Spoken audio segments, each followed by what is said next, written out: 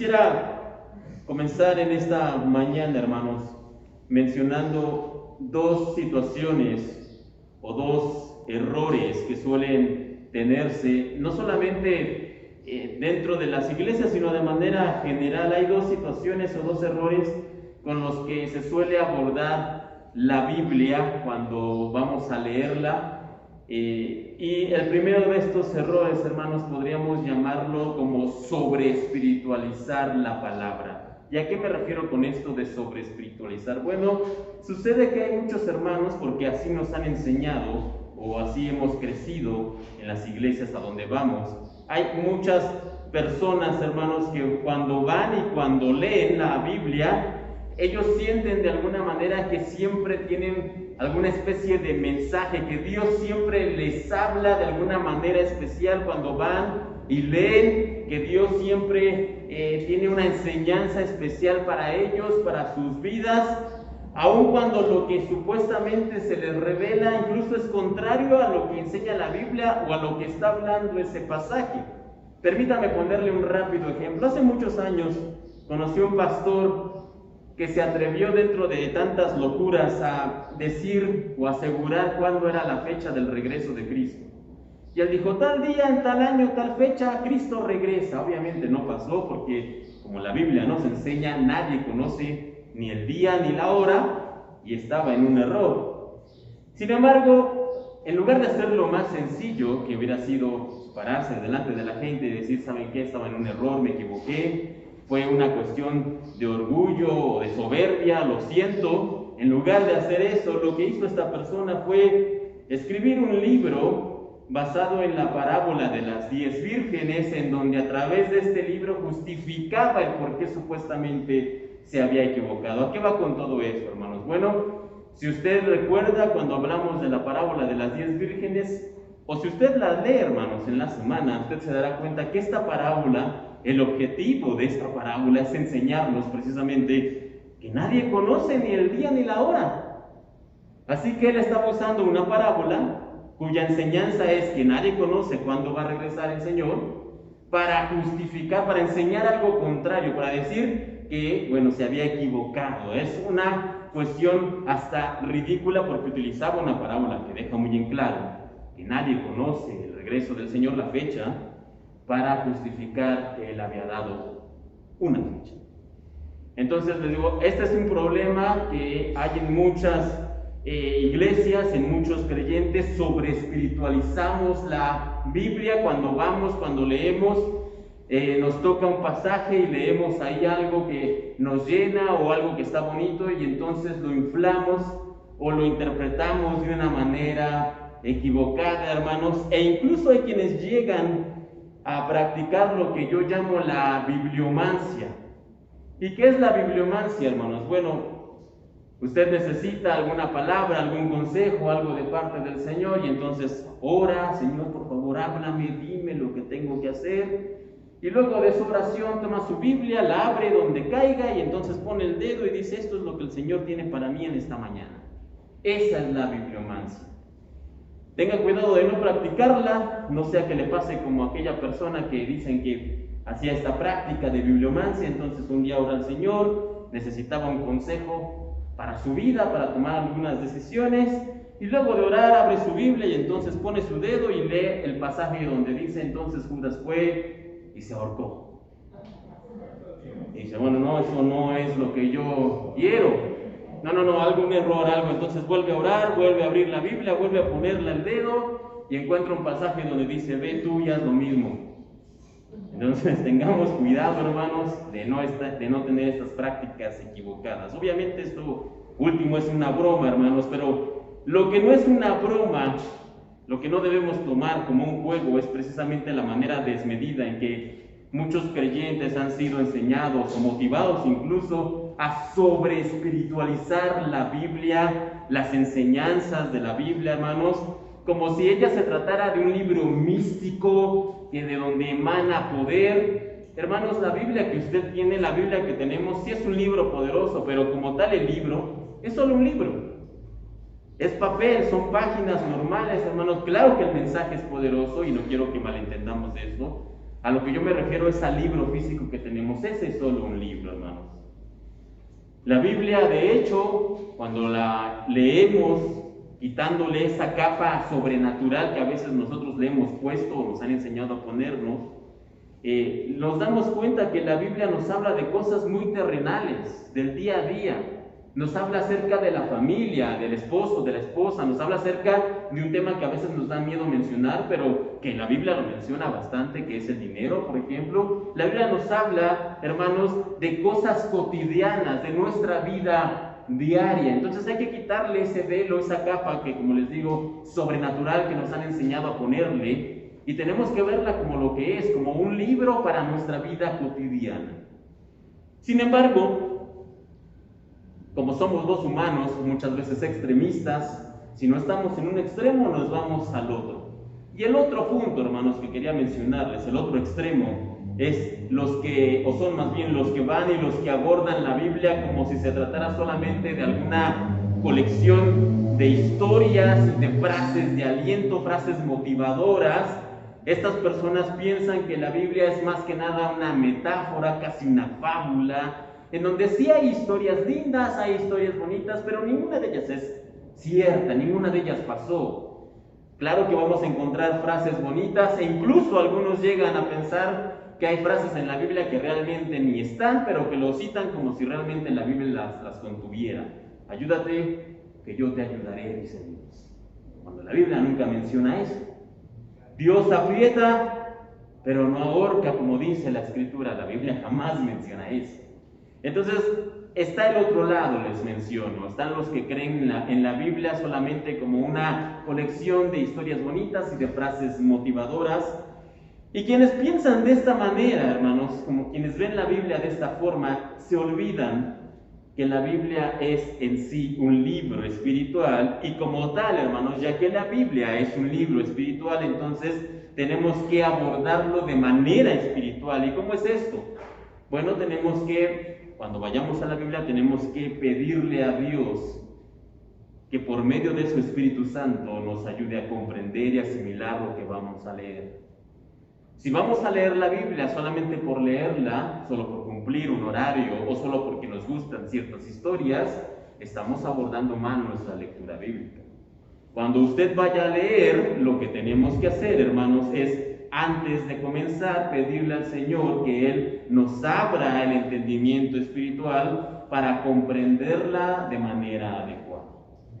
Así que podemos decir, hermanos, en esta mañana que ambas maneras, tanto sobre espiritualizar la Biblia como no abordarla de manera espiritual, ambas cosas son equivocadas, están erróneas. Así que, hermanos, lo mejor que podemos hacer nosotros es permitir que la Biblia se presente a sí misma, se describa y que ella misma nos enseñe cómo es que debemos acercarnos y abordarla.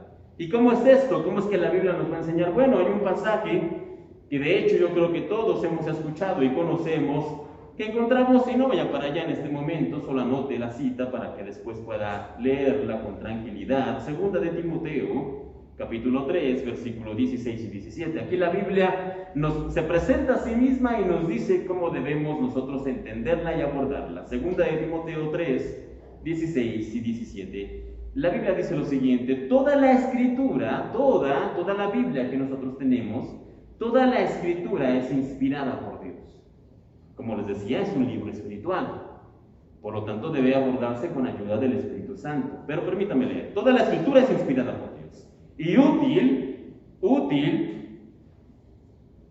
Y aquí está ¿para qué nos sirve la Biblia? ¿Usted tiene duda para qué sirve la escritura? Aquí está para qué es. Útil para enseñar, para redarguir, para corregir, para instruir en justicia, a fin de que el hombre de Dios sea perfecto, enteramente preparado para toda buena obra. Lo voy a leer una vez más. Toda la escritura es inspirada por Dios y útil para enseñar, para redarguir, para corregir, para instruir en justicia, a fin de que el hombre de Dios sea perfecto, enteramente preparado para toda buena obra. ¿Se da cuenta? ¿Se da cuenta que la Biblia se presenta a sí misma como algo útil, pero no es algo útil para andar cazando fantasmas, como decía el hermano Francisco, para andar viendo ahí espíritus por aquí, espíritus por allá. No, la Biblia se presenta a sí misma como útil para cosas cotidianas, para cosas de la vida diaria, para instruirnos, para enseñarnos, para redarguirnos, para mostrarnos la voluntad de Dios y que la hagamos en nuestra vida diaria, cuando caminamos, cuando salimos al trabajo, cuando vamos a la escuela, cuando estamos cocinando. Esta es la utilidad de la Biblia. La Biblia es para el diario vivir. Así que, hermanos, en otras palabras, la Biblia es un libro espiritual que por lo tanto debe ser leído con la ayuda del Espíritu Santo, sí, pero es para mostrarnos cómo debemos agradar a Dios en nuestro diario vivir, en la vida cotidiana, en la vida de a pie, hermano. Combina perfectamente lo espiritual con lo terrenal. Eso es la Biblia. Luego entonces podemos decir en esta mañana que si nosotros tenemos la correcta dirección del Espíritu Santo, cuando oramos y le pedimos, Señor, muéstrame, dirígeme, enséñame qué es lo que tú quieres mostrarme en esto que voy a leer, si nosotros tenemos esa correcta dirección, toda porción, o como dice aquí, toda la Escritura, cada parte de la Biblia, ha de tener una enseñanza para nuestra vida. Y una vez que tenemos esto en mente, una vez que entendemos esto, que toda la Escritura es inspirada por Dios y toda la Escritura tiene una lección para nosotros, entonces podemos nosotros ir y abordar la Biblia y buscar esa lección, esa enseñanza que Dios tiene para nuestra vida. Una vez dicho esto, con esto en claro y en mente, hermanos, este domingo, el día de hoy y durante las siguientes semanas, con ayuda de Dios, nosotros vamos a abordar ciertos elementos que encontramos en la Biblia, ciertos puntos, ciertas historias que encontramos en la Biblia, pero que muchas veces no solemos pensar en ellas como una lección. ¿Y a qué me refiero? ¿A qué historias o a qué relatos me refiero? Bueno, hermanos, de lo que estoy hablando es de los milagros del Señor Jesucristo. Nosotros vamos a la Biblia y nosotros sabemos y entendemos y hemos escuchado que el Señor hizo muchos milagros. Y muchas veces cuando vamos y los leemos como algo que pasó, algo que ya sucedió. Sí, el Señor hizo esto, levantó a los muertos, le dio la vista al ciego, restauró la voz del mudo, y lo vemos como algo que sucedió, pero generalmente no solemos verlo como algo de donde podemos extraer una lección. Pero como ya establecimos, toda la Escritura, incluyendo los milagros, tiene una lección para nosotros. Y eso es lo que vamos a estar viendo hoy y las próximas semanas con la ayuda del Señor.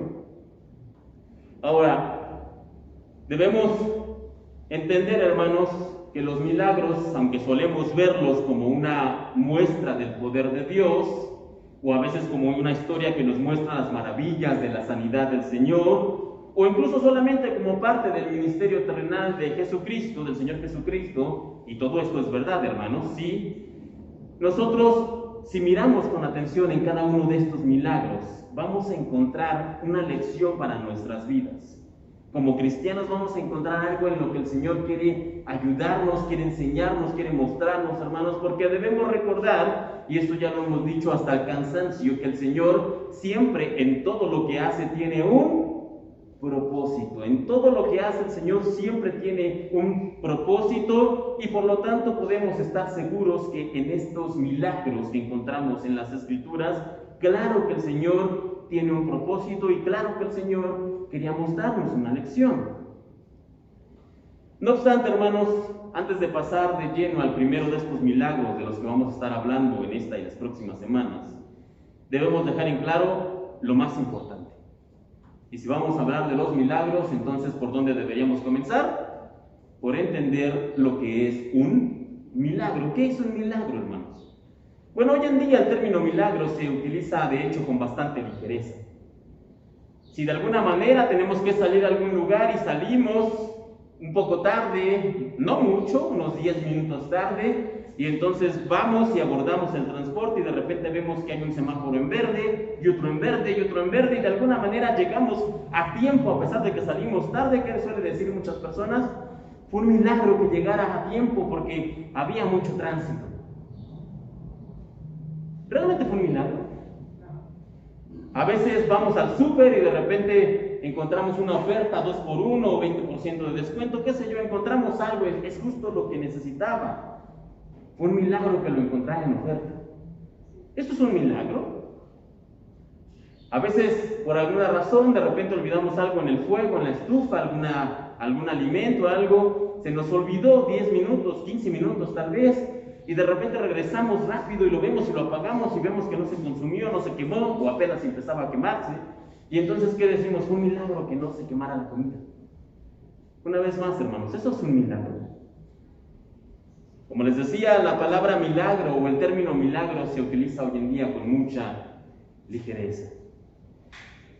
Y aunque es verdad que podríamos debatir un poco acerca de si Dios intervino para ayudarnos de alguna manera, porque sí, es verdad que Dios pudo haber intervenido mandando un ángel para que no ocurriera un accidente con la cuestión del fuego, o para darnos alguna oferta, es verdad, para ayudarnos en la economía, es ciertamente sí, Dios puede intervenir, ¿ok? Eso no lo convierte ni lo califica como un milagro, sería solamente una intervención de Dios, pero realmente como tal no es un milagro. Luego entonces, ¿qué es un milagro, hermanos?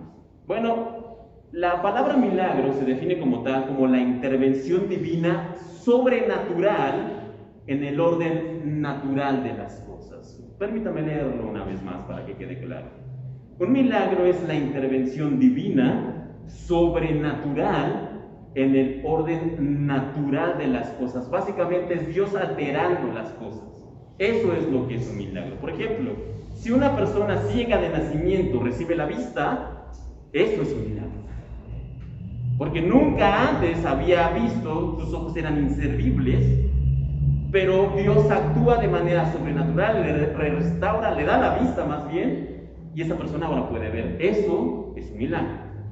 Ahora, una persona que a lo mejor tiene un miembro inútil, en el buen sentido de la palabra, que no sirve, mayugado o algo, o incluso que no tiene ese miembro, un brazo, una pierna, y de repente ese miembro es restaurado o hecho de la nada, y esa persona que no tenía un brazo ahora tiene un brazo, o esa persona que no podía mover los dedos ahora los puede mover.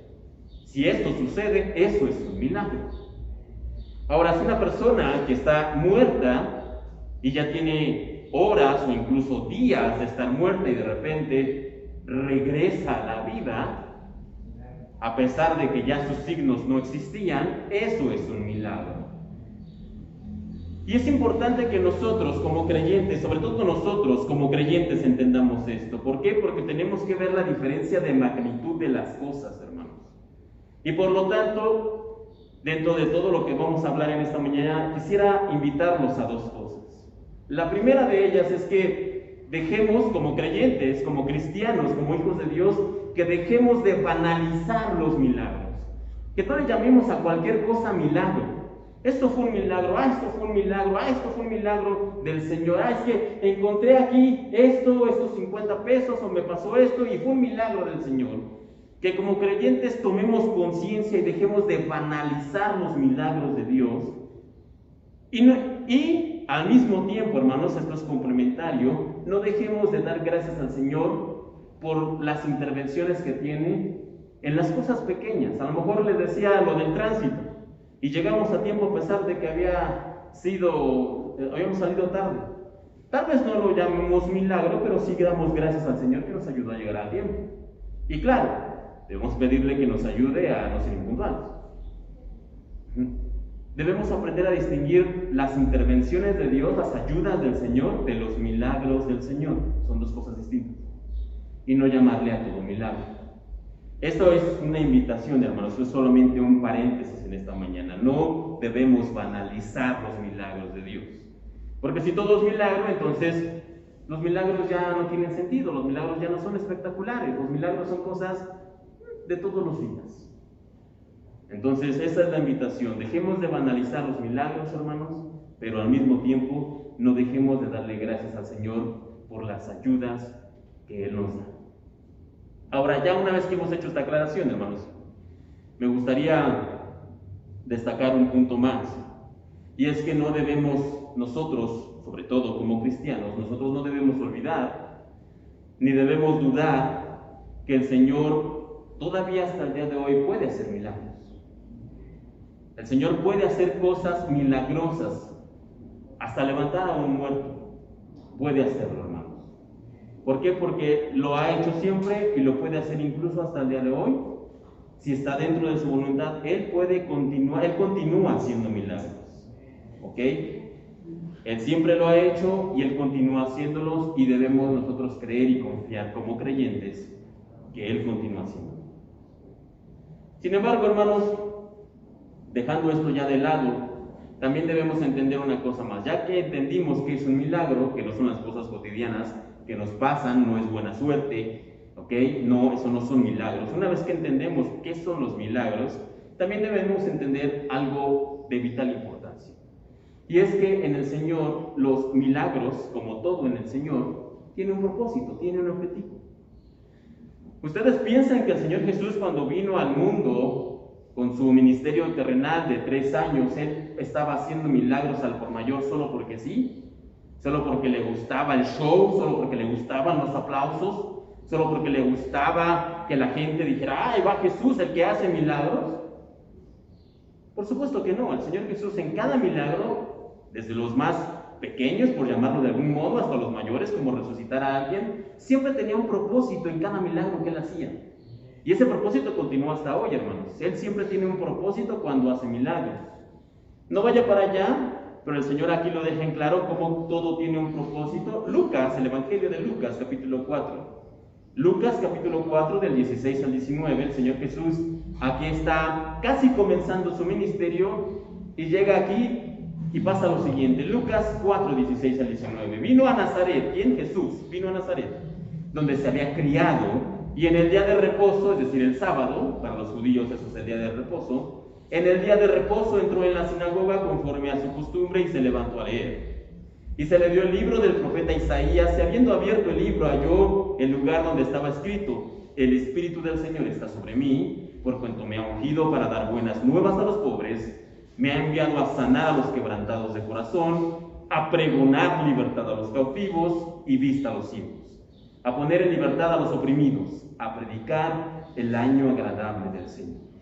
Así que, hermanos, como podemos leer aquí, tiene la Biblia, los milagros, tienen un objetivo. Y en este caso, el primer objetivo que nosotros podemos ver, por el cual el Señor Jesús hizo milagros, fue cumplir la Escritura.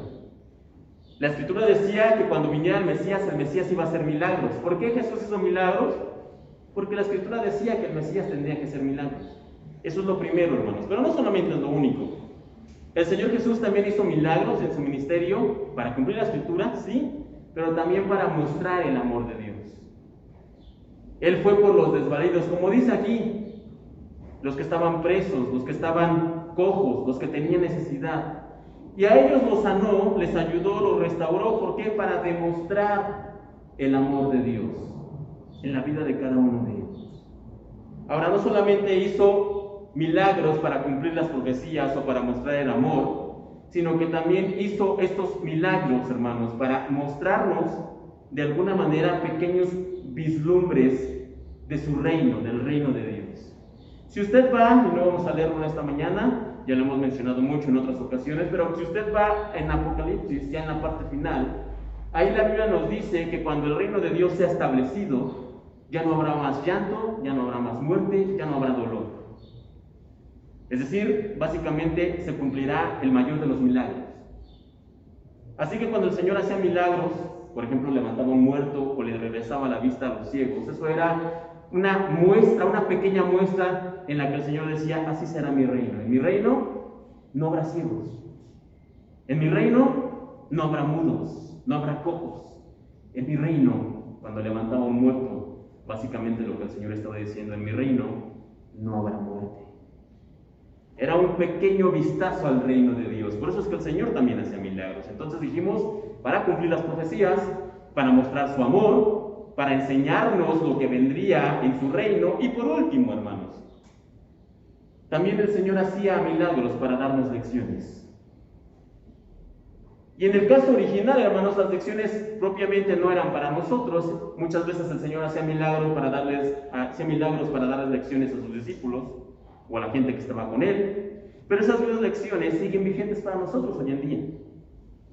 Y debemos entender que en cada milagro que el Señor hizo, en cada milagro que los evangelios nos relatan, hermanos, el Señor siempre nos estaba dando una lección. Y entonces nosotros debemos pedirle: Señor, muéstrame qué lección quieres mostrarme en estos milagros o en este milagro. Señor, muéstrame qué es lo que quieres enseñar. Dicho esto, hermanos, entendiendo que es un milagro, que los milagros tienen un propósito, ya entendiendo todo esto, hermanos, entonces vayamos al milagro que nos corresponde en esta mañana.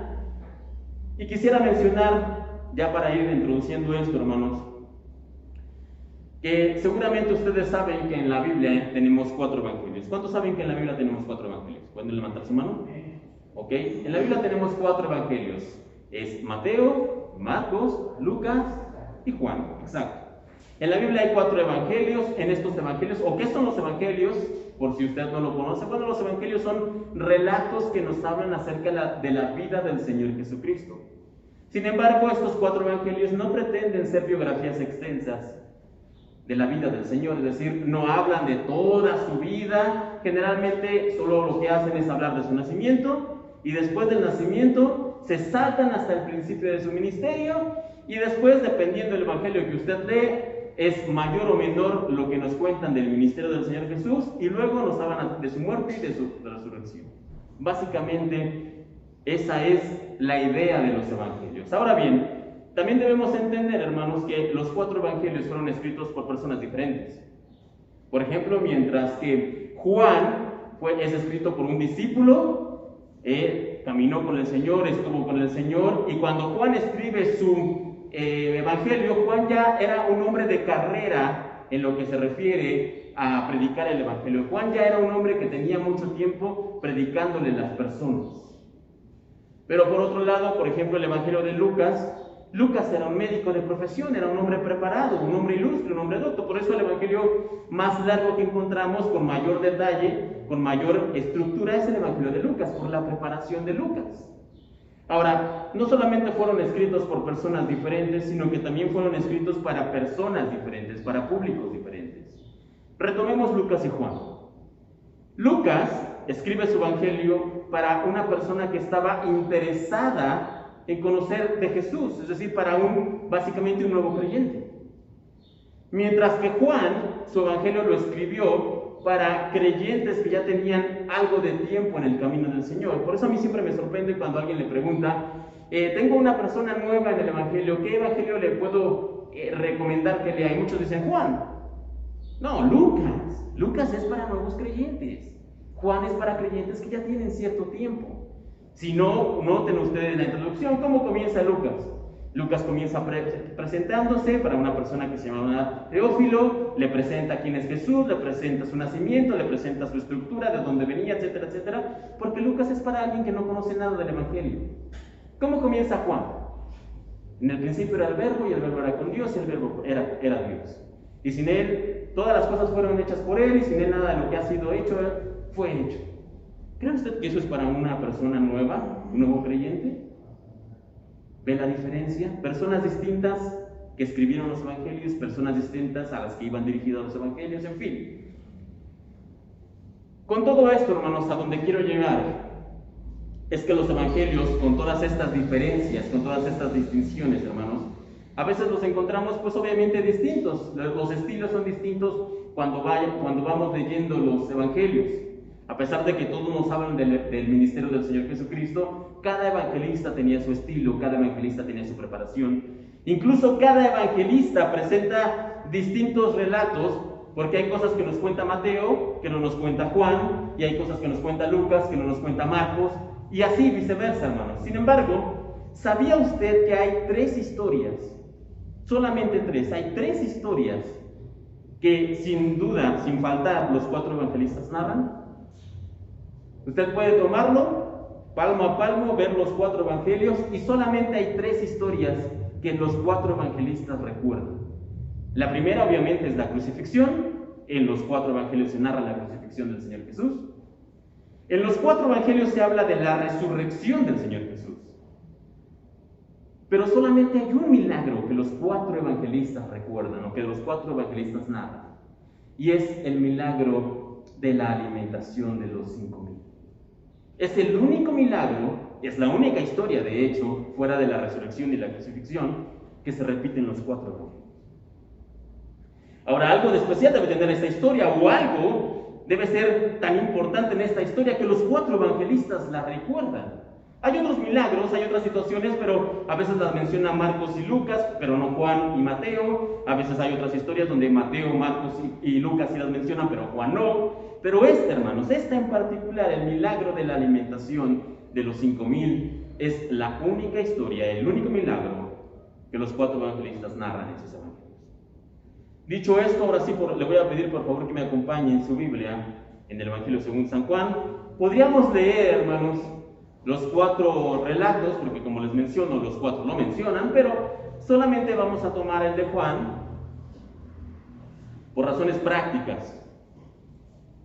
Evangelio según San Juan, capítulo 6, versículo del 1 al 15.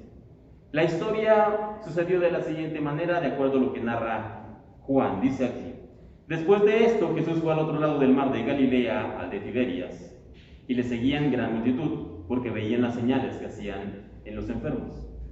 Entonces subió Jesús a un monte y se sentó ahí con sus discípulos, y estaba cerca la Pascua, la fiesta de los judíos. Cuando alzó Jesús los ojos y vio que había venido a él gran multitud, dijo a Felipe: ¿de dónde compraremos pan para que coman estos? Pero esto decía para probarle, porque él sabía lo que había de hacer. Felipe le respondió: 200 denarios de pan no bastarían para que cada uno de ellos tomase un poco. Uno de los discípulos, Andrés, hermano de Simón Pedro, le dijo: aquí está un muchacho que tiene 5 panes de cebada y 2 pececillos más. ¿Qué es esto para tantos? Entonces Jesús dijo: hacer recostar a la gente.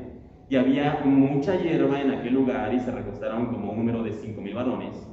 Y tomó Jesús aquellos panes, y habiendo dado gracias, los repartió entre los discípulos, y los discípulos entre los que estaban recostados, asimismo de los peces cuanto querían. Y cuando se hubieron saciado, dijo a sus discípulos: recoged los pedazos que sobraron para que no se pierda nada. Recogieron pues y llenaron 12 cestas de pedazos que de los 5 panes de cebada sobraron a los que habían comido. Aquellos hombres entonces, viendo la señal que Jesús había hecho, dijeron: este verdaderamente es el profeta que había de venir al mundo. Pero entendiendo Jesús que iban a venir para apoderarse de él y hacerle rey, volvió a retirarse al monte él solo. Hasta ahí, hermanos. Ahora, hay básicamente 3 maneras en las que podemos abordar esta historia. Podríamos venir, como les decía al principio, y sobre espiritualizar lo que acabamos de leer. A ver, vamos a leerlo. ¿Y qué significará el pan? ¿Y por qué 2 peces? ¿Y por qué 5 panes? ¿Y por qué un muchacho? ¿Por qué no un hombre? ¿Y por qué no un niño? ¿Por qué no una mujer? Y comenzar a ver en esta historia y sobre espiritualizar por qué dice esto, por qué dice acá, por qué dice allá. Y como ya decíamos, estaríamos entrando en un error. Ahora, la otra manera es venir y leer esto. Y como algunos han argumentado, leer esta historia y dicen: no, mira, lo que pasó aquí es bastante claro. Mira, salieron todos detrás de Jesús, y entonces él se da cuenta que ya había pasado tiempo, que tenían hambre, y de repente viene este niño, este muchacho con su pequeña comida, y la entrega a los pies de Jesús. Y entonces la gente, la multitud, al darse cuenta de que este niño no tenía ninguna clase de orgullo, que no tenía esa vanidad, entonces los demás se sienten de alguna manera conmovidos, y todos de sus sacos, de sus bolsas, comienzan a sacar algún pedazo de pan, algún pedazo de alimento, porque seguramente todos llevaban, dicen estas personas. Todos lo juntaron y entonces todos comieron. Así fue como sucedió esta alimentación milagrosa. Están, reitero, los que sobre espiritualizan y los que leen simplemente un relato y le intentan dar una explicación, entre comillas, lógica. Ambos argumentos erróneos, reitero. ¿Cómo debemos hacer esto? ¿Qué les decía, hermanos? Lo primero que debemos hacer es orar. Pedirle al Señor que nos muestre qué es lo que nos quiere enseñar en este relato. Ya oramos al principio de la predicación, así que no lo haremos en este momento. Pero vamos a ver, hermanos, ¿qué podemos aprender? Hay mucho, de hecho, de lo que podemos aprender de esta historia. Pero en esta mañana me gustaría solamente destacar algunos puntos. Lo primero, hermanos, es la actitud de uno de los discípulos, Felipe. Nos dice que el Señor, cuando vio que la multitud estaba ahí con él y que tenían hambre y que ya era tarde, le dijo a uno de los discípulos, Felipe, ¿de dónde compraremos pan para que coman estos? El relato afirma que esto se lo preguntó Felipe para probarlo, hermanos, para probar a Felipe. ¿Y Felipe qué fue lo que hizo? Felipe no era un novato. Felipe no tenía un día o un par de días estando con Jesús. Felipe era uno de los que estaba con el Señor desde el mero comienzo, cuando él reclutó a los discípulos, así que Felipe no era un inexperto viendo milagros, sabía el poder de Jesús, sabía lo que Jesús podía hacer. Y aún con todo esto, Felipe dice, Señor, 200 denarios de pan no bastaría para darle de comer a todas estas personas. Felipe no piensa en el poder de Dios, sino que piensa en el problema que tiene al frente, en la cantidad de personas, en el dinero que tiene y en que no puede darle de comer, que no basta, que no es suficiente. Y muchas veces, hermanos, nosotros somos Felipe. Tenemos un problema, tal vez ese problema no es alimentar a 5,000 personas, pero sí tenemos un problema, alguna situación de trabajo, alguna situación en casa, alguna situación de salud. Y lo que hacemos, al igual que Felipe, en lugar de concentrarnos en el Señor, es concentrarnos en el problema que tenemos delante. Vemos la cantidad de personas, 5,000 personas, Señor, no alcanza. 200 denarios, un denario era el salario diario de un jornalero, era el salario de un día. 200 denarios era el salario de 200 días. Felipe lo que hace inmediatamente cuando el Señor le pregunta ¿de dónde compraremos pan para que coman estos? Inmediatamente Felipe comienza a hacer cuentas. A ver, 200 denarios nos alcanza para tantos panes, multiplicado, no alcanza, Señor. La Biblia nos dice que eran 5,000 hombres, sin contar a las mujeres. Pongan ustedes 5,000 hombres, 5,000 mujeres, ¿cuántos llevamos? 10,000. Y vamos a poner la misma cantidad de niños, 5,000 niños. ¿Cuántas personas tenemos ese día ahí? Más o menos 15,000 personas. 15,000 personas con hambre. Felipe hace las cuentas y dice, Señor, nos salva. Y no hablemos ya solamente del dinero, sino del problema logístico. ¿Quién iba a ir a los pueblos cercanos a comprar pan? Y aunque hubiera alcanzado el dinero, no solamente ir a comprar el pan, sino que era ir por él y traerlo. ¿Cuánto tiempo iba a tardar eso? Todo un día, mediodía posiblemente. La gente tenía hambre en ese momento, no iban a esperar otras 4, 5, 6, 7 horas. Simplemente es una cuestión logística, es un problema, pero reitero, Felipe, en lugar de mirar a Jesús, en lugar de decirle, Señor, no lo sé, tú sabes. Lo único que sé, Señor, tú me estás preguntando de dónde vamos a comprar pan a todas estas personas, de dónde las vamos a alimentar. Señor, no lo sé, lo único que sé es que tú puedes hacerlo. En lugar de responder eso, Felipe, lo que dice, Señor, no nos alcanza el dinero, Señor, no nos alcanzan los medios, Señor, no podemos. Y reitero, muchas veces nosotros somos como Felipe. Nos falla la fe, nos falta la fe. Y en lugar, cuando estamos enfrentando un problema, en lugar de ver al Señor, solamente miramos el problema. Ahora, no es el único de los discípulos que interactúa con el Señor en este relato. También hay otro más, Andrés, el hermano de Simón Pedro. La Biblia nos dice que, estando en toda esta situación, de repente se acerca Andrés. Y Andrés dice que viene con un muchacho, un jovencito, que llevaba un pequeño almuerzo, unos panes y unos peces. Era todo lo que llevaba. Seguramente su madre, lo más probable, conociendo a las madres, dijo, vas a ir con Jesús otra vez y, bueno, no te quedes sin comer, aquí está tu lunch. Y pues comes cuando te dé hambre. Porque si no, te pone uno de comer, pues tú no comes. Ya saben cómo son las madres. En fin, Andrés encuentra a este jovencito y lo trae delante del Señor y dice, aquí está este muchacho, tiene 5 panes de cebada y tiene 2 pececillos. Y no pensemos, hermanos, no pensemos que Andrés lleva a este muchacho con la fe, sabiendo que el Señor va a multiplicar. Recordemos que nosotros conocemos la historia, pero Andrés, Felipe, todos los discípulos y toda la gente que estaba ahí no la conocen, no la habían vivido todavía. Así que Andrés, cuando lleva a este muchacho, tal vez lleva este pequeño alimento, me dijo, bueno, por lo menos para que coma el Señor. Él tampoco ha comido. Por lo menos para que coma el Señor, el muchacho, y tal vez yo, piensa Andrés. Entre los tres, yo creo que sí alcanza, aunque sea un poco, entre los tres algo de la comida. Andrés tiene, por decirlo de algún modo, un punto más que Felipe, sí, porque por lo menos lleva algo, tiene un poco de fe. Y hermanos, también a veces nos parecemos a Andrés. A veces no estamos en la posición de Felipe, que solamente estamos viendo el problema. A veces estamos en la posición de Andrés. Señor, sé que tú puedes, pero aún así nos está fallando la fe. Señor, vamos a orar para que tú des, para que tú multipliques, para que tú proveas. Pero algo adentro de nosotros, algo en el corazón, en la mente nos está diciendo, ¿y de verdad crees que el Señor puede hacerlo?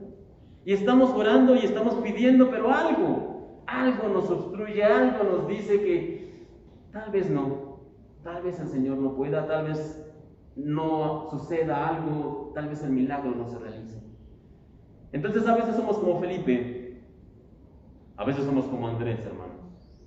Pero como les decía, el Señor hace estos milagros para darnos una lección, en este caso para darle una lección a sus discípulos, pero esa lección se transmite a través de generaciones y llega hasta nosotros hoy en día, hermanos.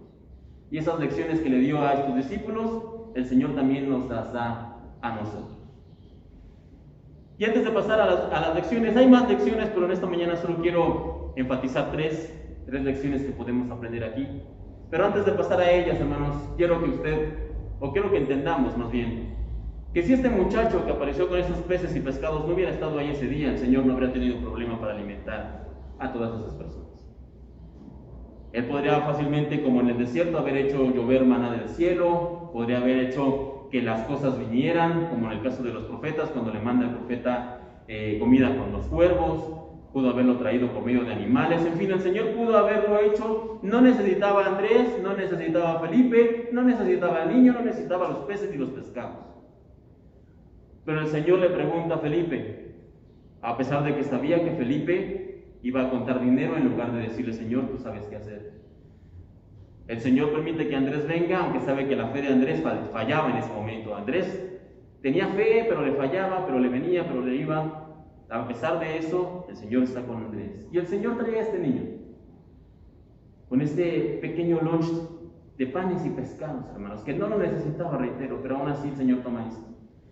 Y el relato nos dice que el Señor lo toma, lo bendice, da gracias y comienza a repartir. Yo no puedo todavía hasta el día de hoy imaginarme. Hay a veces películas o medios visuales en donde el Señor levanta una canasta y ora, y cuando baja la canasta entonces ya está todo multiplicado. No puedo imaginarlo, realmente no me alcanza la imaginación para saber o para visualizar cómo es que esto iba sucediendo, pero la Biblia dice que el Señor va dando pan a los discípulos, va dando pescados y ellos comienzan a repartir.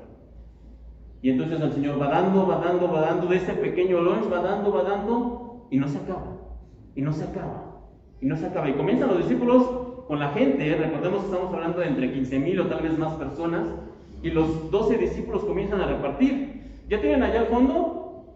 ¿Ya tienen aquí? ¿Listo? Aquí. Y comienzan seguramente, porque llevaban días, a repartirles a todos. Y si estos que seguían al Señor se parecían un poco a nosotros, me imagino que cuando están los discípulos terminando de dar a los del fondo, los de delante dicen, ¿no hay otro poquito? ¿No hay más? Y los discípulos continúan dando. De hecho, la Biblia es muy clara y dice, hasta que se saciaron. ¿Y qué quiere decir esto? Llegó un punto en donde los discípulos ya tienen todo, si quieren más, no, gracias, estamos ya hasta aquí de comida, ya comimos. El Señor no multiplicó, no trajo comida solamente para que unten en pie, para que alcancen a llegar a los pueblos y después ya coman bien y cenen. No, la Biblia dice que el Señor multiplicó, el Señor hizo este milagro para que comieran todos hasta que se saciaron. Pero hermanos, todo esto que acabo de mencionarles, toda esta comida, todo esto que el Señor multiplicó, ¿de dónde vino? De un lunch así, de una comida así de pequeña. Y esta es la primera lección que el Señor quería darles a sus discípulos y a nosotros en este milagro. Que el Señor va a utilizar cosas pequeñas, minúsculas, incluso insignificantes para hacer su obra. Cosas ridículamente pequeñas para hacer su obra. Ciertamente el Señor no lo necesita, el Señor podría hacerlo, como les decía, él pudo haber aparecido el alimento de la nada. Pero el Señor decidió utilizar este pequeño lunch de este niño para mostrarle a los discípulos que aún con lo más mínimo, aún con lo más pequeño, Él puede hacer grandes cosas. Les he contado en otras ocasiones ya acerca del gran predicador de hace 2 siglos, Charles Haddon Spurgeon. Él es reconocido como el príncipe de los predicadores, le predicó a miles y miles de personas. Dicen que tenía una voz muy potente, un mensaje poderoso de parte de Dios. Pero este predicador, hermanos, comenzó o recibió más bien el mensaje de salvación un día en una iglesia cuando dice que nevó y no pudo llegar a su iglesia normal, así que tuvo que llegar a otra iglesia. Y en esa misma iglesia el predicador no llegó por la cuestión de la nieve. Y uno de los servidores, que no estaba preparado para predicar, tuvo que pasar al frente. Y a pesar de no llevar un mensaje ni una preparación, comenzó a hablar, comenzó a predicar. Y a través de ese predicador, si me permiten el término insignificante, que no estaba preparado y que no estaba listo ese día para predicar, este jovencito Carlos Spurgeon escuchó, creyó y desde ese día se entregó al Señor. Y ya como adulto, reitero, le predicó a miles de personas. El Señor puede utilizar cosas muy pequeñas para hacer grandes cosas, para hacer su obra. Esa es la primera lección que el Señor quería mostrarle a los discípulos y es la lección que el Señor quiere mostrarnos a nosotros, hermanos. Así que no menospreciemos las cosas pequeñas, no nos menospreciemos, hermanos, por ser pequeños a veces, porque el Señor más bien usa esas cosas pequeñas para hacer su obra. Ahora, la segunda lección, hermanos, que podemos aprender a través de este milagro es que el Señor ha de probar la fe de los suyos. La Biblia nos dice que cuando está ocurriendo todo esto, de esta situación, de este milagro, viendo a la gente, como acabamos de leer, el Señor se acerca con Felipe, le dice: Felipe, ¿de dónde vamos a traer pan para estas personas? Y el relato aclara, y esto lo decía para probar a Felipe. A veces nosotros pensamos que el Señor no nos va a probar, que el Señor no, ya venimos a la iglesia, ya caminamos con el Señor, ya hemos creído, y listo, todo bien, todo listo. Pero hermanos, debemos entender una cosa: el Señor ha de probar nuestra fe. De diferentes maneras, en diferentes lugares, en diferentes situaciones, el Señor va a probar nuestra fe.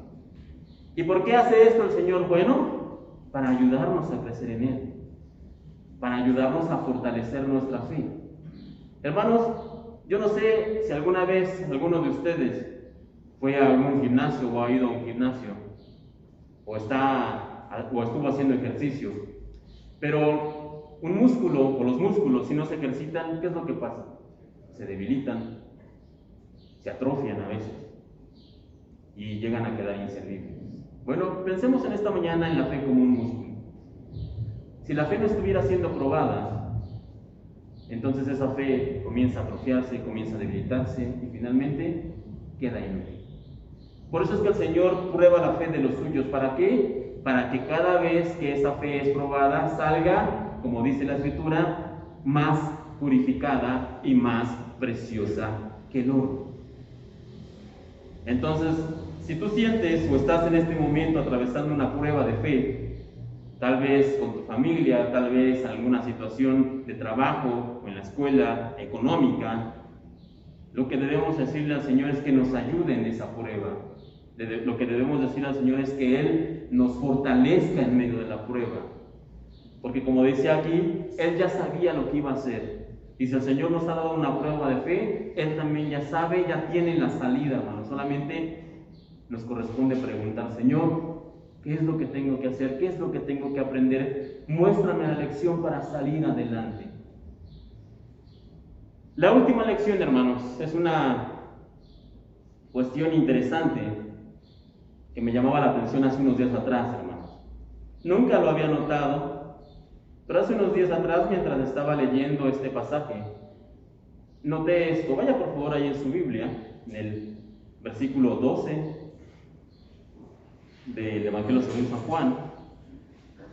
Es un detalle curioso, un poco gracioso, pero al mismo tiempo, ¿sabe qué? Triste. Y para los que a veces piensan que el Señor no tiene sentido del humor, o que el Señor no suele a veces reír también, esta es una prueba de que el Señor sí tiene sentido del humor muchas veces. Versículo 12, y cuando se hubieron saciado, dijo a sus discípulos, recoged los pedazos que sobraron para que no se pierda nada. Recogieron pues y llenaron, ¿cuánto dice ahí? 12 cestas de pedazos que de los 5 panes de cebada sobraron a los que habían comido. Ahora, he leído seguramente usted muchas veces este relato, pero hasta hace no mucho me di cuenta y me preguntaba, ¿por qué 12 canastas? ¿Por qué no 7? ¿Por qué no 9? ¿Por qué no 20? ¿Cuántos discípulos que fue probada su fe ese día eran?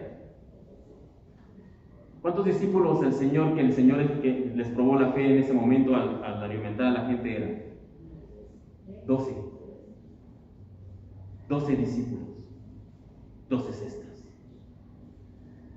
Casi como si el Señor les hubiera dicho, recojan las cestas y se las llevan de recuerdo para que no olviden que yo puedo proveer. Recojan las cestas y se las llevan para que no olviden de nuevo que yo puedo.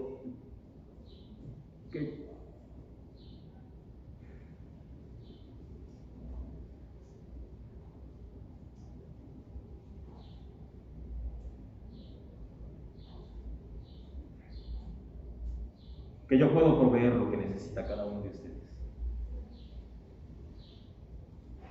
Como les decía, a veces el Señor tiene sentido del humor. Me imagino a los discípulos con su cesta regresando a casa. Un poco con ese sentido, reitero, del humor del Señor, pero al mismo tiempo les decía, a pesar de que puede tener un toque cómico esto que hace el Señor con los discípulos, también es triste. ¿Y por qué es triste?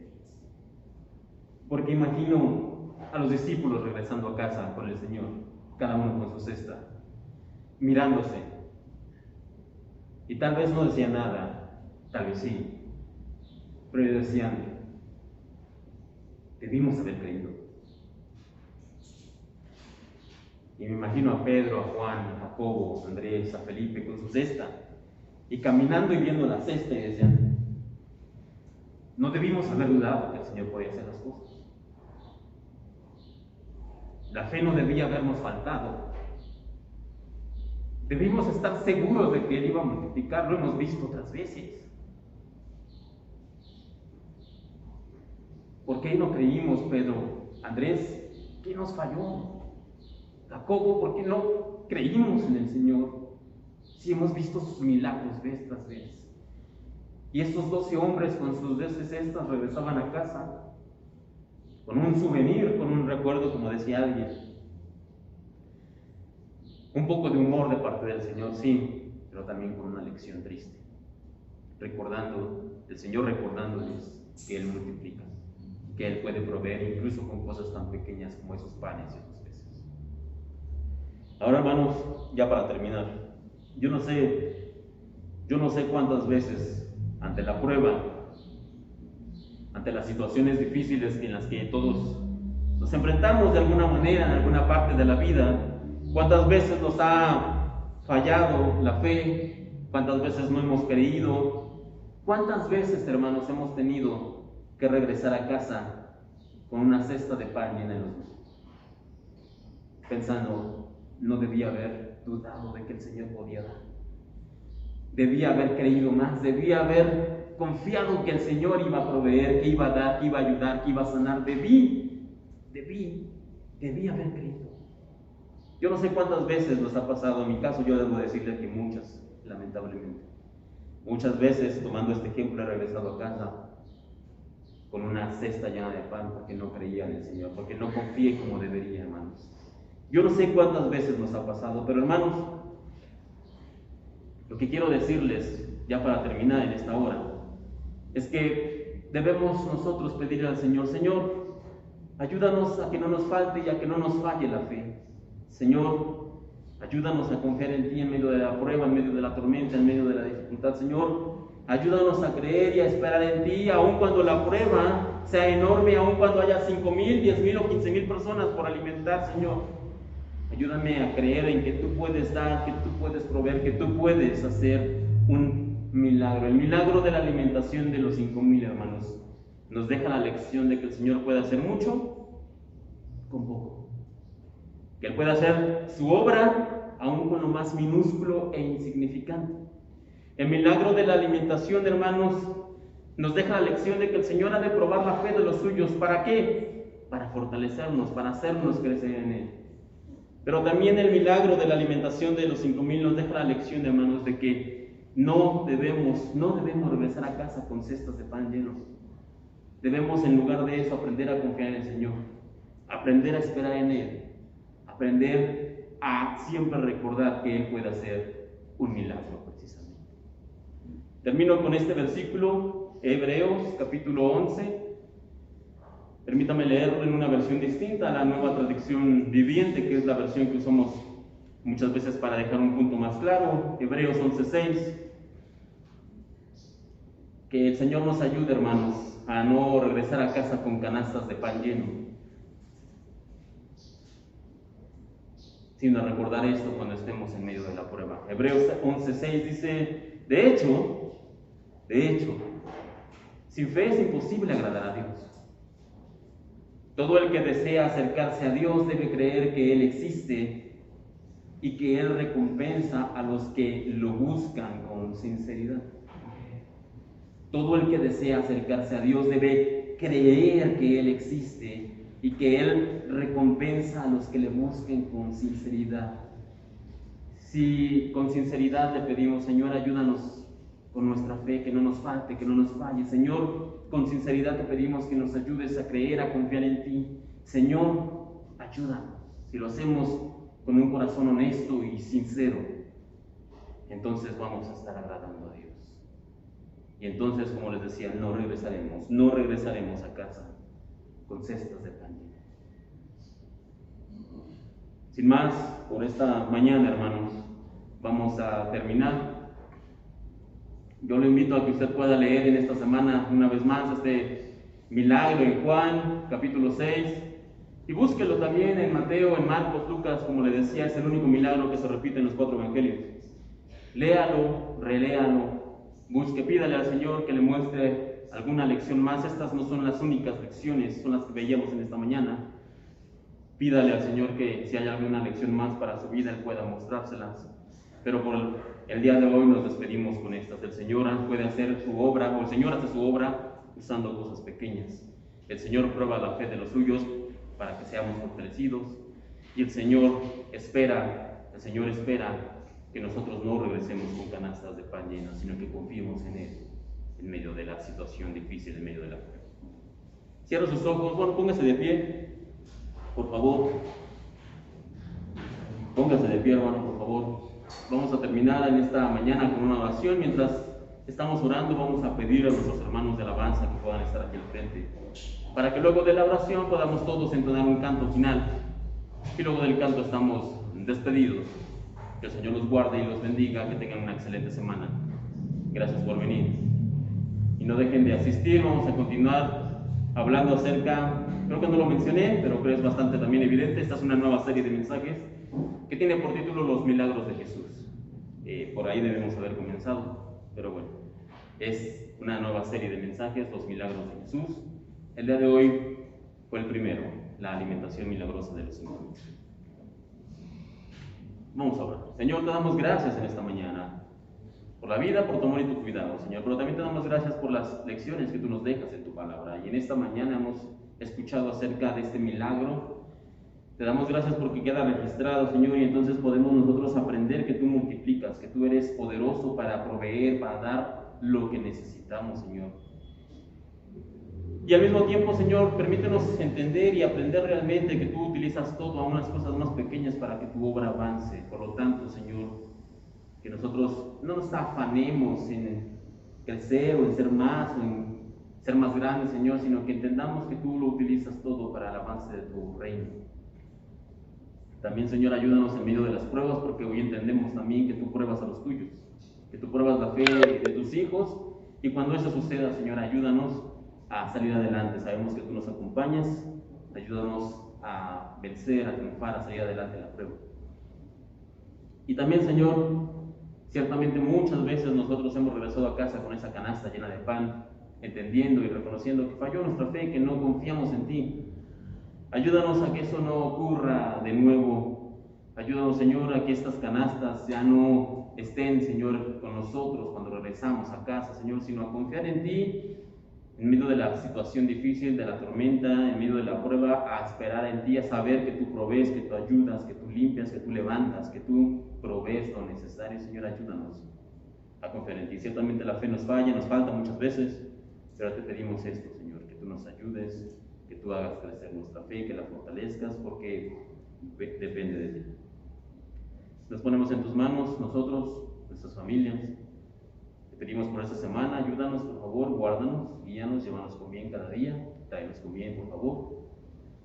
Seguimos poniendo en tus manos toda la situación que se vive en este mundo, que sabemos que está bajo tu control. El hecho de que no podamos controlarla no quiere decir que esté fuera de control. Tú estás en control, Señor, y lo declaramos y confiamos en ti. Pero también te pedimos paz, paciencia, confianza por nuestras autoridades, por cada decisión, por nuestras familias, nuestras vidas. Gracias por todo esto. Nos ponemos en tus manos, te pedimos esto, en el bendito y santo nombre de tu Hijo, el Señor Jesucristo.